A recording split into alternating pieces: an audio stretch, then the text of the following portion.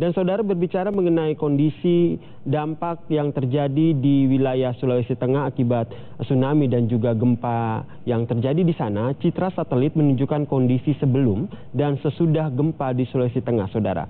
Dalam gambar yang dirilis oleh Digital Globe, tampak jelas kerusakan parah pada Kota Palu.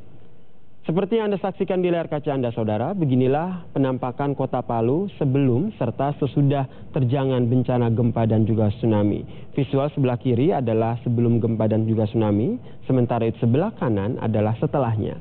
Terlihat jembatan kuning yang menjadi ikon dari Kota Palu ini patah. Sejumlah bangunan runtuh atau hilang tersapu tsunami. Kemudian ada lahan hijau berubah menjadi coklat, saudara. Dan hingga saat ini kerusakan di kota pesisir lain juga belum dapat dikaji karena jalanan yang sulit dijangkau serta putusnya listrik dan juga jaringan komunikasi.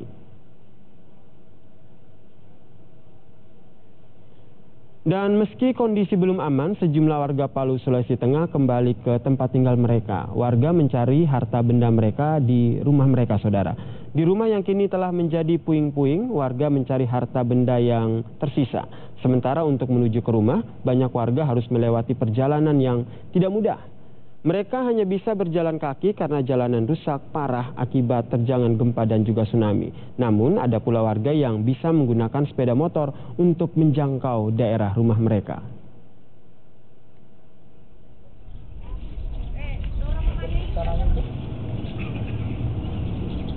Saudara